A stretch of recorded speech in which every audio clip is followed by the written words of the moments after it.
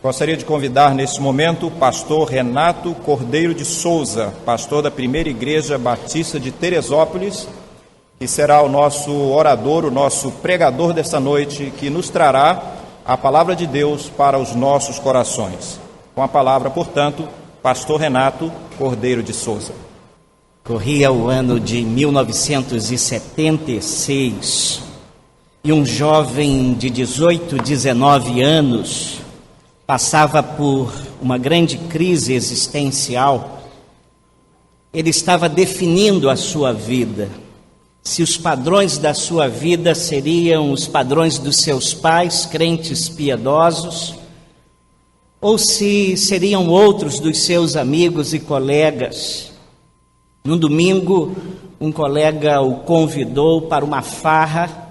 Ele mentiu aos seus pais e disse para eles: pai, eu vou a outra igreja, e ficou com um amigo para fazer a farra. De repente, o programa furou e nós começamos a conversar sobre o que iríamos fazer naquele domingo à noite, e conversando melhor, percebemos que ambos éramos filhos de crentes, filhos de diáconos.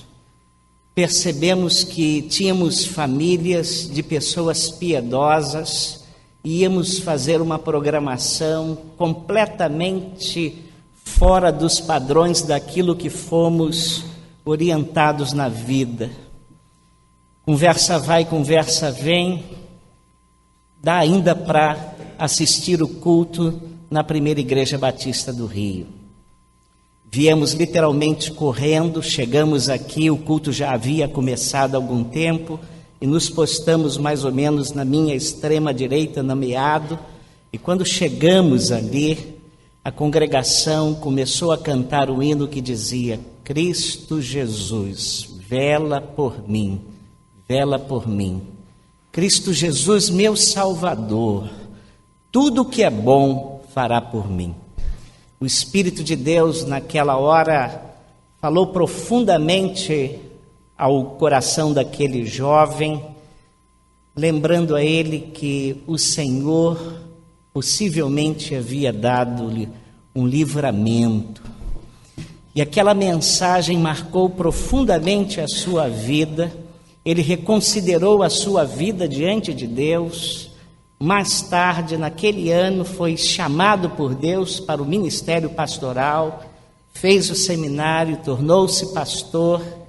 30 anos depois é convidado para pregar na posse do pastor da Primeira Igreja Batista do Rio de Janeiro. Privilégio muito grande, não tenho méritos nenhum para isso, mas dou graças a Deus e creio que o Senhor me trouxe aqui para dizer exatamente aquilo que eu ouvi há 30 anos atrás. Cristo Jesus não vela apenas por você, crente, vela por sua igreja. Tudo que é bom fará pela igreja. Nessa convicção, creio que Deus envia dádivas que são homens dons para velarem com o Senhor pela sua igreja.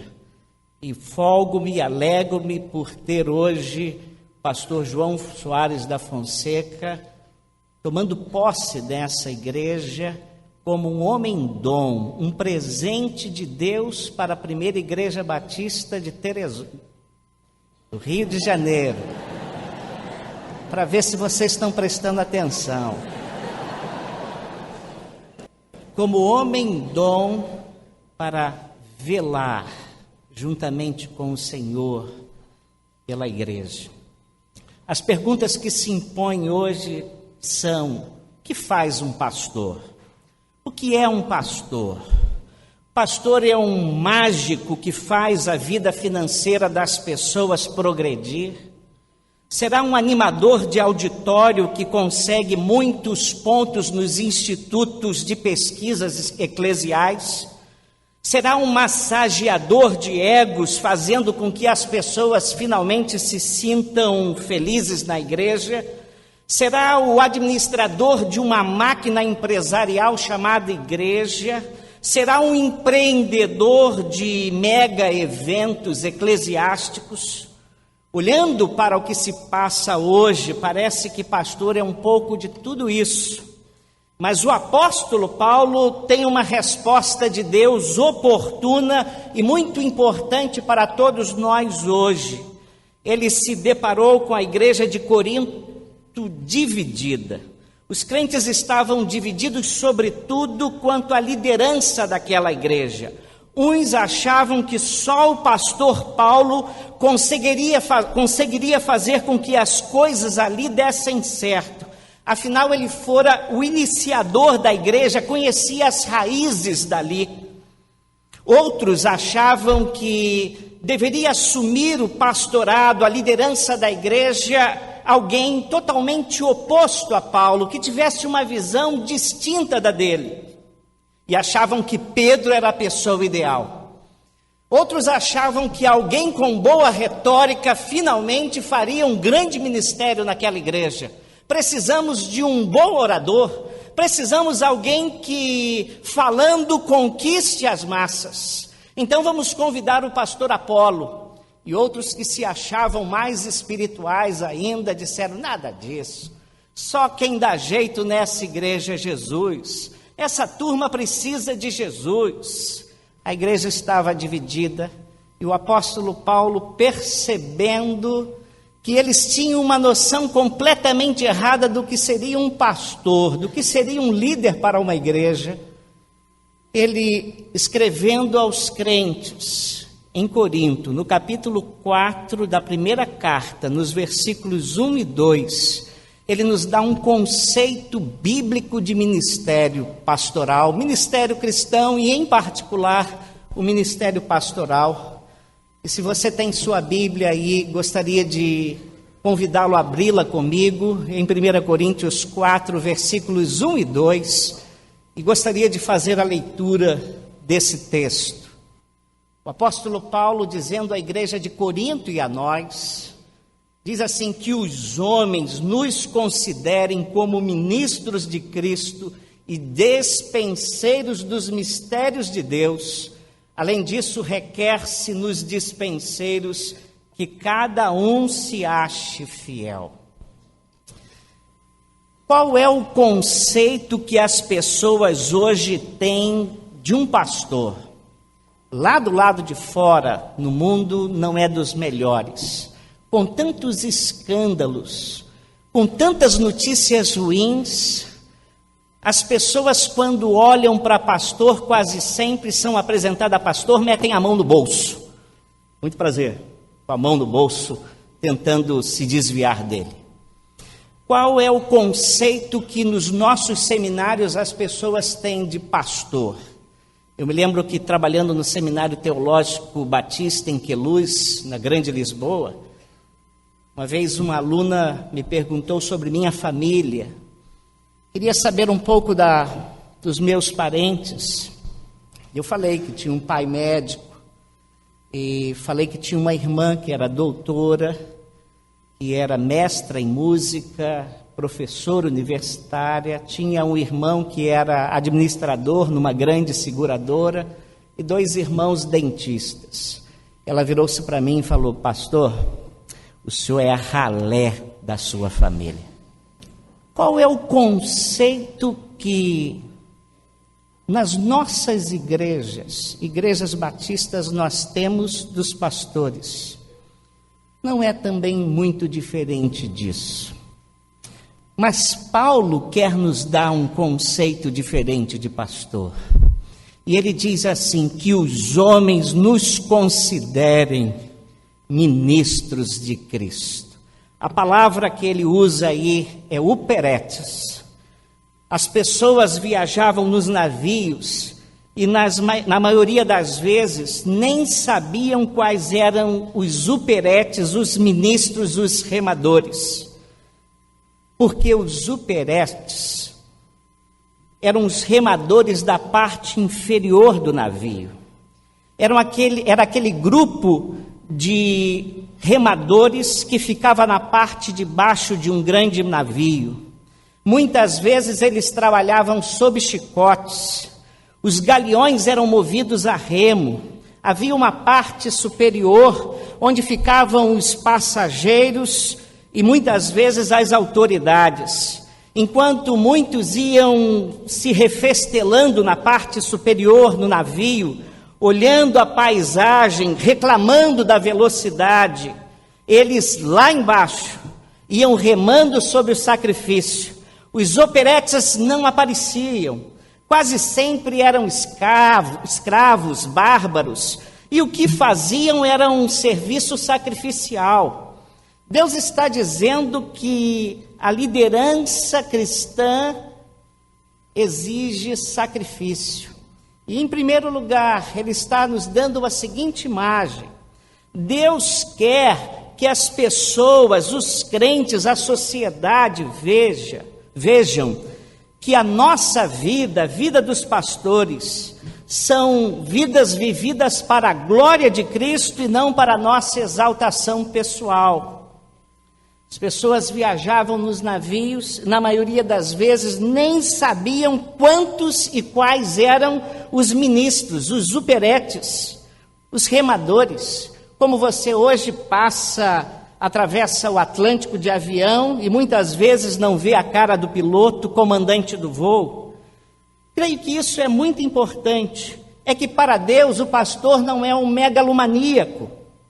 Pastor não é uma pessoa que vive exaltando as suas virtudes e os seus projetos pessoais ou criando um grupo de admiradores. Eu costumo dizer que hoje muitos pastores não têm rebanho, têm um fã-clube. É chocante e deprimente ver o culto à personalidade, e é comum vermos um pastor ser catapultado a um lugar de liderança e a primeira preocupação dele é colocar o seu nome em gás neon.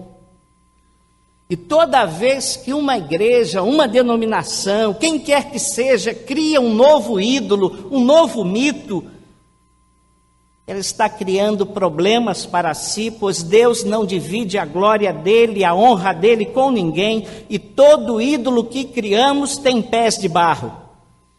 E eu sempre digo que uma das belezas da fé cristã chamada batista é que ela não está calcada em homem algum, não está calcada em personalidade humana alguma. Acho que mais de 90% dos batistas no Brasil não sabem sequer o nome do primeiro pastor batista na história. Para nós isso não é tão importante, porque a nossa fé não está centrada num homem que descobriu uma grande verdade. Não está calcada na estratégia de alguém que conseguiu fazer alguma coisa que mobilize as pessoas a Cristo. Não, a nossa fé está centrada na Bíblia, nas doutrinas, em teologias, em princípios neotestamentários. Estes princípios podem ser abraçados, defendidos, acolhidos por muitos homens, mas nós não seguimos particularmente a homem algum. Hoje o Evangelho tornou-se um alto negócio e todo mundo quer tirar casquinha. O culto a personalidade tornou-se um círculo vicioso e agora nós estamos promovendo ministérios cristãos do mesmo modo como o mundo promove um político. Apresentamos ministérios como anunciamos um sabonete, uma pasta de dente ou um carro novo. Por isso é muito bom resgatarmos aquilo que o apóstolo Paulo fala, que os homens nos considerem como operetes, ministros.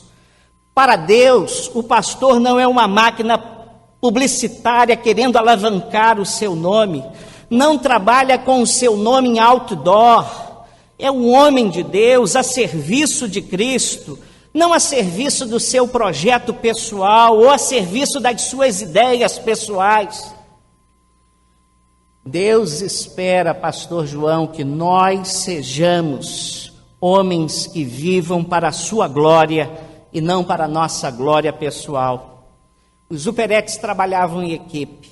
Um operete, um ministro só, não conseguiria fazer aquela galeona, aquele galeão sair do lugar. Mas se todos, juntos, em harmonia, unidos, remassem, todos veriam o galeão se mover. E aqui há o segredo do ministério pastoral. Pastor é um homem que deve aprender a trabalhar em equipe. O pastor é alguém que precisa depender dos outros também, sobretudo de Deus. Na igreja de Corinto era muito importante realçar isso, porque ela estava prestes a se dividir pelo personalismo. Então o apóstolo argumenta: o barco só pode ir para frente se andarmos em união e em sintonia, e sobretudo em sintonia com Deus. Antes de ir para Portugal como missionário dos batistas brasileiros há 20 anos atrás, eu tive uma série de encontros de preparação. Alguns desses encontros foram com ex-missionários, e eu me lembro que um deles foi com o pastor Samuel Mitch, que veio a se tornar meu colega de campo e meu amigo pessoal. Mas quando encontrei-me pela primeira vez com o pastor Samuel Mitch, ele me deu um conselho que eu nunca mais me esqueci. Ele disse assim: Renato, eu vou lhe dar um conselho. Preste atenção. Olha o que eu vou dizer para você. Você é importante, mas você não é muito importante. Entendeu? Preste atenção. Você é importante, mas você não é muito importante. Eu dou graças a Deus, porque esse eu reputo um dos melhores conselhos que eu já recebi na vida. Quando eu sou tentado a achar que estou fazendo coisas extraordinárias, eu me lembro da segunda parte: mas você não é muito importante, porque Deus pode fazer coisas muito melhores com outros. Deus já usou mula, por que não vai usar você? Mas quando eu estou embaixo, achando que o meu ministério não é algo muito significativo, eu me lembro da primeira parte do conselho: você é importante. Apesar da sua fraqueza, Deus quer usá-lo. Nós somos ministros, pastor João. Trabalhamos para que a glória de Jesus seja vista por todos os homens. Em segundo lugar, Deus quer que os homens nos vejam como ministros, ou seja, vejam como trabalhadores árduos. A vida dos operetes, dos ministros, antigamente era remar, remar, remar. Eles poderiam citar Fernando Pessoa e dizer: navegar é preciso, viver não é preciso. Com bom tempo eles remavam, com mau tempo eles remavam. Eles não esmoreciam, não se cansavam. Deus espera que o pastor seja visto como um trabalhador árduo. E eu descobri cedo que muitos crentes não pensam assim. Eu me lembro que quando comecei o meu primeiro ministério pastoral, lá no sul do Brasil, em Guaíba, eu sempre acordei muito cedo. E eu acordava às 6 da manhã, mas às 8 da manhã as pessoas batiam na minha porta e falavam: pastor, desculpa, acordei-o. Eu disse: não, irmão. Às 9 alguém ligava e disse: pastor, estava dormindo. Às vezes às 10 alguém disse: pastor, o pastor estava na cama, né? E eu percebi que as pessoas pensavam que o pastor vivia na cama o tempo todo. Às 2 horas da tarde, como havia siesta lá no sul naquela época, muitos me tocavam e falavam: pastor, estava dormindo.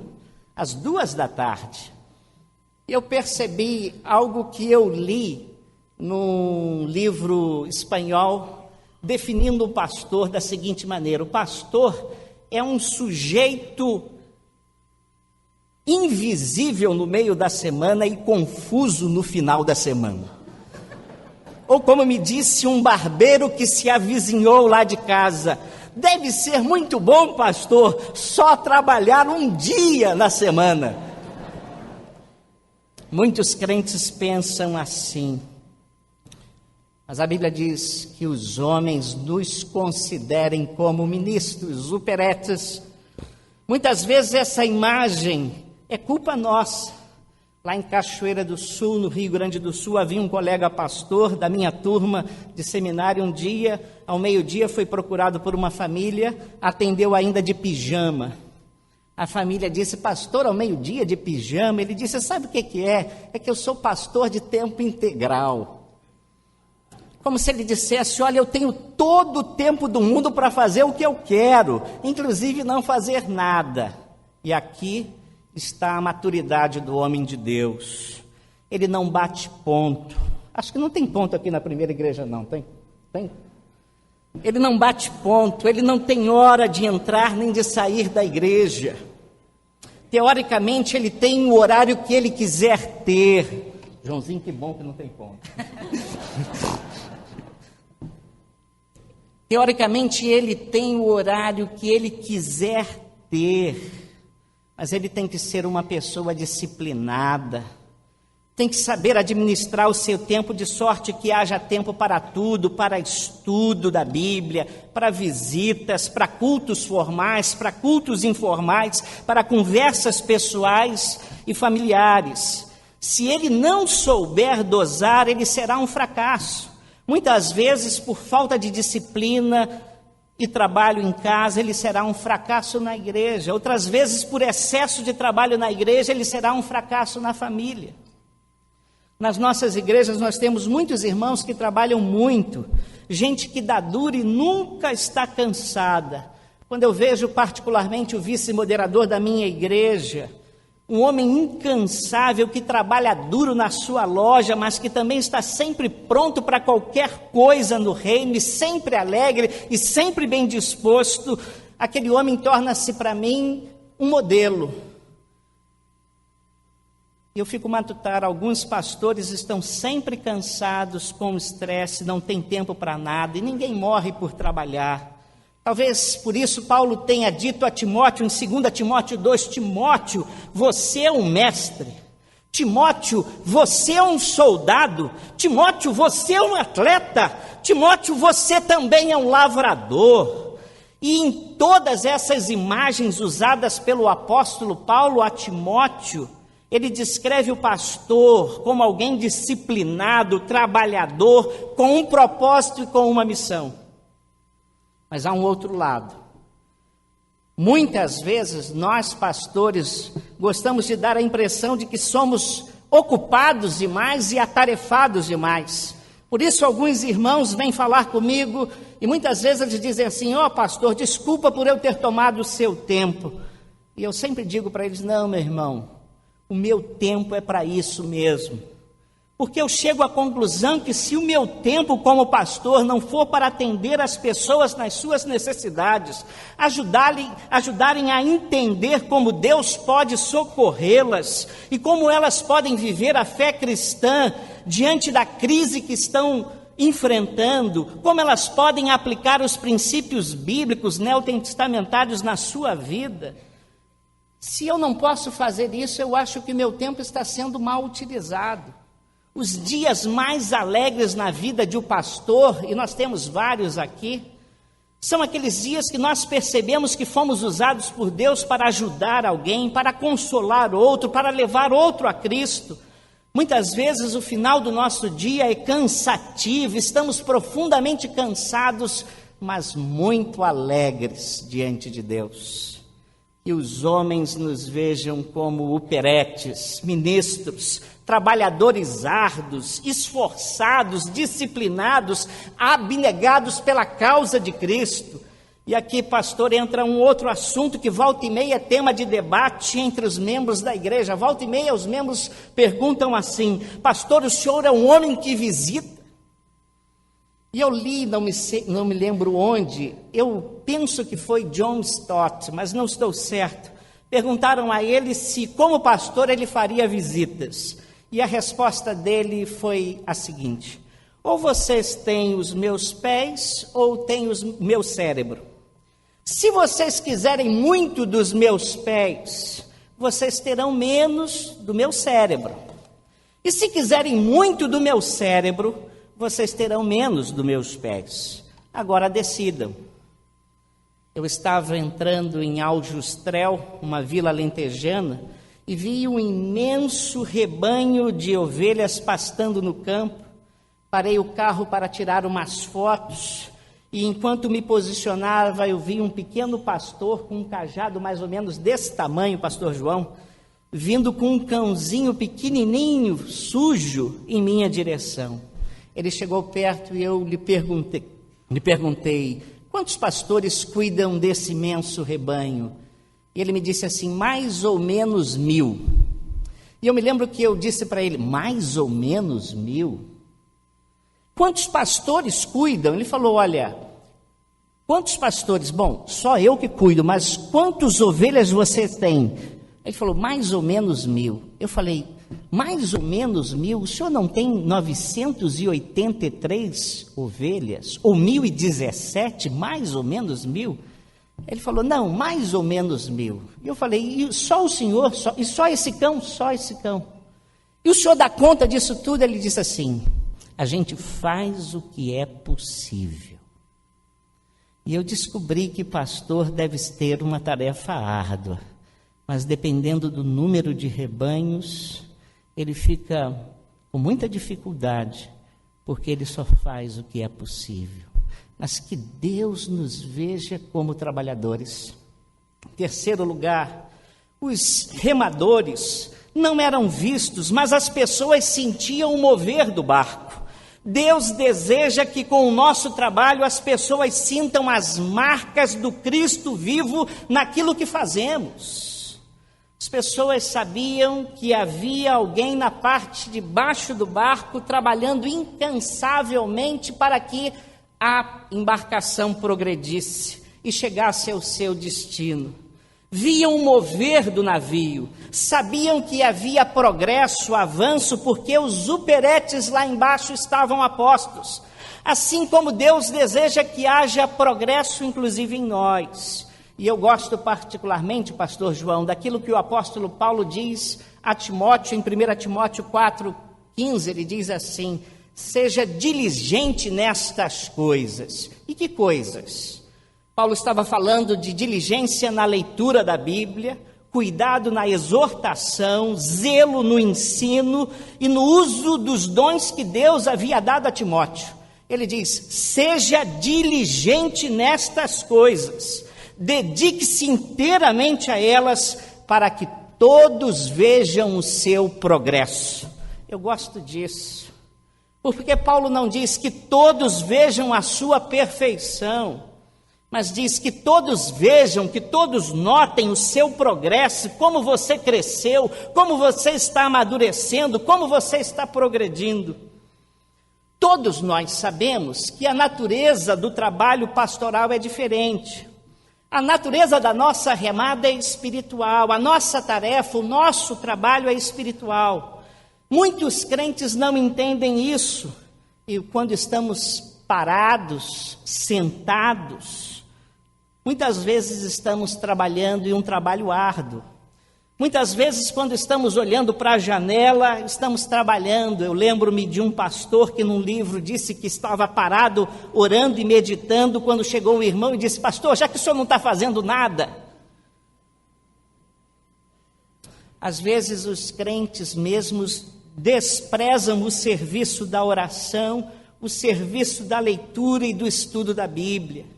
Muitas vezes, parado, o pastor está realizando uma das mais difíceis tarefas, a de meditar na palavra de Deus, suplicando ao Senhor para que o capacite a explicá-la de uma maneira relevante, de modo que todos os seus ouvintes possam entendê-la. Que tarefa difícil, só a graça de Deus. É verdade que pastor algum engana a sua igreja. Muitas vezes há pastores que pensam que enganam. Os crentes podem não vê-lo no meio da semana, uma espécie de uperete da vida. Eles não veem. Mas quando você abrir a sua boca para pregar, eles saberão exatamente, empiricamente, calcularão o tempo que você gastou em oração, em estudo, para preparar aquele sermão. E empiricamente eles dizem, esse aí gastou 15 minutos, esse aí hoje levou a sério. Às vezes a mensagem nem é boa, mas todos reconhecerão e reconhecem que o pastor gastou tempo. Certa vez perguntaram ao reverendo Antônio Elias o que era unção. Ele parou, pensou e respondeu, olha, não sei não, só sei que uns são e outros não são.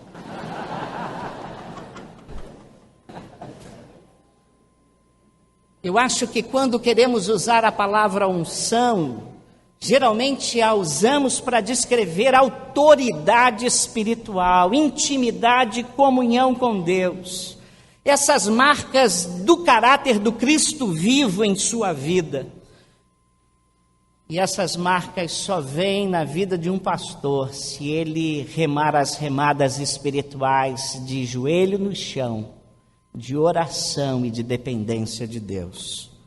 O povo muitas vezes não vê isso, mas sente no púlpito, sente numa conversa a quatro olhos, sente que o pastor anda com Deus. Que os homens nos vejam como operetes, ministros, servos, usados por Deus para que a sua obra avance. Mas Paulo também parou para deixar uma outra imagem que reforça o papel do pastor, o conceito bíblico do ministério. Que os homens nos considerem, pois, como ministros de Cristo e despenseiros dos mistérios de Deus. Deus espera que o irmão seja também um despenseiro, pastor João. O irmão já o é. Deus espera que o irmão tenha a chave das riquezas espirituais de Deus para o seu povo. E a palavra traduzida por despenseiros é o grego oikonomos, literalmente mordomo, ecônomo, administrador, dirigente da casa, ou seja, um homem de confiança que zela pela boa utilização dos bens do seu patrão. O homem que tinha a chave da despensa. Deus quer que os homens nos vejam como alguém familiarizado com as riquezas do Evangelho de Jesus Cristo. Isto significa que tudo que nós temos, nós recebemos de Deus. Ele nos confiou o Evangelho.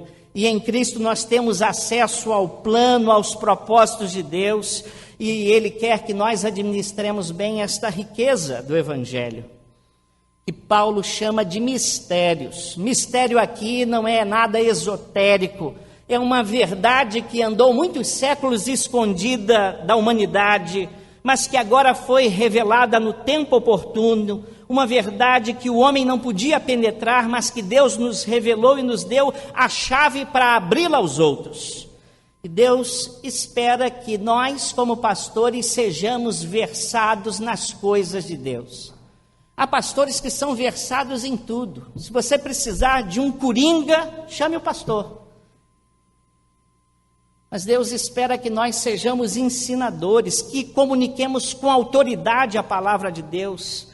Há muitos pastores hoje que são mais empresários do que expositores da palavra de Deus. Há muitos pastores que são mais animadores de auditório do que reveladores dos tesouros de Deus em Cristo Jesus.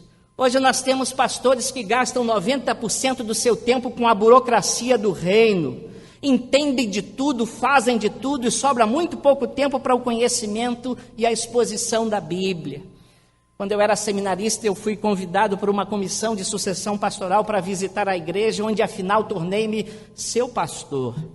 E eles conversavam comigo sobre o meu antecessor, o pastor anterior que saíra, e faziam elogios rasgados, diziam assim, como ele trabalhava, como ele virava massa, como ele construiu a torre da igreja, como ele era pau para toda obra, como ele fez o tablado do púlpito, ele era um excelente pedreiro.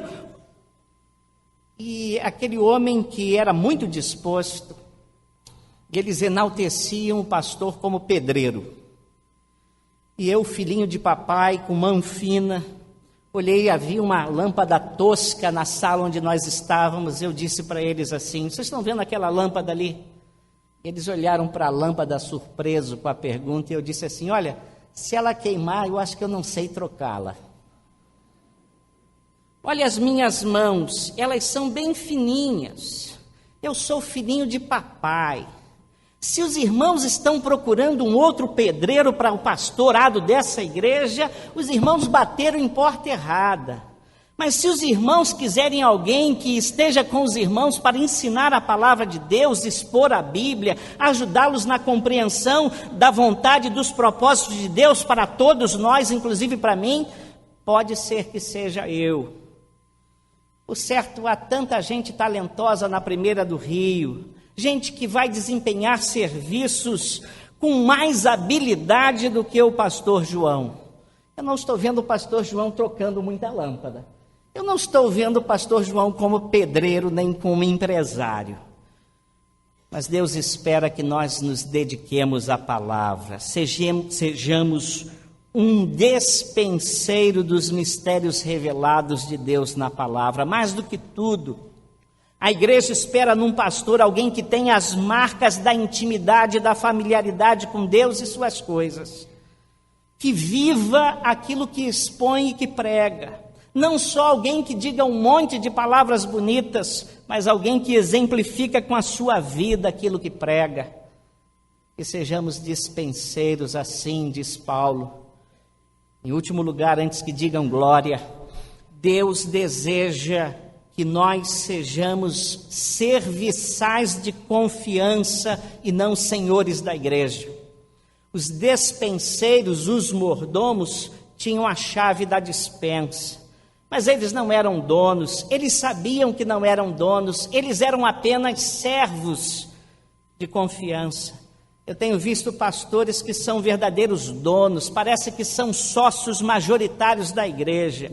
Tudo gira em função deles, tem de ter a última palavra em tudo. A autoridade deles é por coerção, pela função que exercem. Espiritualidade e autoridade caminham lado a lado. A espiritualidade ofere autoridade. A autoridade não vem com a voz impostada, tronituante, gente de peito estufado, barriga empinada, roupa bem talhada, títulos acadêmicos, eclesiásticos, denominacionais. Espiritualidade não é ter um comportamento estereotipado. Um pastor pode ter tudo isso, mas isso não impressiona a Deus nem ao diabo. Todos nós conhecemos pessoas que nos impressionaram por 15 minutos com a sua espiritualidade, mas após esses 15 minutos de fama murcharam. Os filhos de Seva foram expulsar uns demônios e disseram, em nome do Jesus de Paulo. Aí os demônios disseram o seguinte, conhecemos Paulo e a Jesus, mas vocês quem são? E caíram em cima deles. Não obstante tudo isso, o poderoso Herodes temia João Batista. Herodes tinha poder político, econômico e militar consigo, mas o Batista tinha caráter que ele não tinha. É fácil ter dons, ter caráter cristão é muito mais difícil. Por isso, o serviço cristão, que é norteado por dinheiro, por prestígio, pela necessidade de poder, por carências emocionais, não vai muito longe. E aqui entra um outro detalhe. Muitas vezes vão querer que o irmão seja igualzinho ao pastor João Filso Sorém, pastor João. Outras vezes vão querer que o irmão seja igual ao pastor Fausto Aguiar de Vasconcelos, esses homens de Deus queridos que marcaram essa igreja, que fazem parte da história rica dessa igreja. Porque muitas igrejas nunca querem um novo pastor, querem uma espécie de clone. Se pudessem, teriam um clone do pastor Fausto, do pastor Sorém, sei lá mais de quem. Graças a Deus que o Senhor não costuma ter clones e fazer clones. Ele fez o irmão, pastor João, único, e vai usar o irmão com os seus dons, com as suas virtudes e os seus talentos. E todas as vezes que eu percebo que o irmão queira que eu seja alguém que eu não sou, eu me lembro da história de Davi. Davi foi visitar os seus irmãos que estavam engajados no exército de Saul, levando um farnel da casa para eles. Diante do exército de Israel estava o debochado Golias. Apavorado, o exército de Israel avaliava uma pequena estratégia para que a sua derrota não fosse ao menos humilhante. De repente, Davi se oferece para lutar contra o gigante. Por princípio, Davi se embater contra aquele brutamonte já seria loucura. Mas no caso de derrota seria um mal menor. Não era uma vantagem um sujeito do tamanho de Golias vencer alguém da envergadura de um pastorzinho fracote. Entretanto, para dar um ar de dignidade, o rei Saul oferece a Davi a sua armadura emprestada. Davi veste-a, mas mal consegue dar um único passo. Se Davi tivesse ido enfrentar Golias com a armadura de Saul, teria sido um desastre. E eu me lembro que Eugene Peterson diz que com a armadura emprestada sempre é um desastre. E Davi precisava de algo autêntico. Eu iniciei o meu ministério pastoral há 25 anos atrás, tentando imitar o meu pastor. E eu queria ser igualzinho a ele, tentá-lo imitar na minha liderança. E logo percebi que eu estava muito aquém dele. Eu não tinha os dons que ele tinha e por minha vez, eu tinha outros dons que ele não possuía. Logo, eu não conseguia ser igual, a minha igreja não conseguia ser igual à igreja de onde eu vim, nem eu conseguia ser o pastor que o outro era. Eu comecei a descobrir que as minhas 5 pedrinhas seriam mais úteis para mim e para a obra ali do que a armadura sólida feita para o uso de outro guerreiro. E há muita igreja tentando tomar emprestada a armadura de gigantes da vida. Hoje há uma busca muito grande, frenética, por modelos que se tornaram e se mostraram vitoriosos em outras batalhas cristãs. Tem surgido armaduras bastante fortes, importadas, que aparentemente fazem a igreja vencer o gigante da estagnação. O seu autor ensina até que música cantar. E muitas pessoas encantadas com esses propósitos dessa nova armadura fica desprezando as suas 5 pedrinhas, as suas atiradeiras. Davi nos ensina que a armadura nova pode ser muito boa para Saul, mas é melhor do que confiar em armadura, é depender inteiramente da graça de Deus, que usa coisas loucas, que usa coisas fracas para confundir as coisas fortes e sólidas. Para Deus, muito mais importante que métodos são as pessoas. E Ele dá vitória a quem com sinceridade, dependência e autenticidade confia mais nele do que em métodos.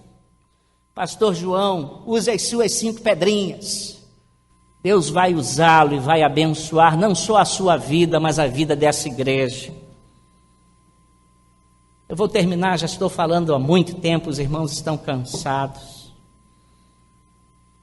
Acima de tudo, pastor, que a igreja perceba que o irmão tem um amor incondicional a Jesus Cristo. Muitas vezes os crentes ficam desconfiados do pastor, porque acham que ele não ama Jesus, acham que ele ama a estrutura, acham que ele ama o nome e o cargo, mas quando os membros da igreja percebem que nós temos um compromisso de vida com Jesus, sermos fiéis a Jesus, sermos fiéis aos princípios da palavra de Deus, mesmo que não sejamos perfeitos e só tenhamos 5 pedrinhas, os crentes começam a perceber que nós somos uperetes, que nós somos ministros, que nós somos despenseiros, que nós dependemos totalmente do Senhor da obra. Eu vou terminar dizendo uma coisa que eu disse ao pastor João Emílio quando tive o privilégio de pregar lá na posse dele, na primeira igreja batista de Irajá. Isso vai dar certo. Se eu fizer assim, vai dar certo. Pode ser que sim, pode ser que não. Há muitos fatores que levam o ministério pastoral a dar certo ou errado. A nossa responsabilidade é de sermos aquilo que Deus quer que nós sejamos. Dê o seu melhor. Seja um fiel remador de Deus. Trabalhe para a glória de Deus. Seja um fiel dispenseiro. O resto é com o Senhor da obra. Mas geralmente quando somos fiéis, o Senhor da obra faz grandes coisas na obra, apesar de nós. Que Deus o abençoe, pastor João. Que Deus abençoe o ministério da Primeira Igreja Batista do Rio.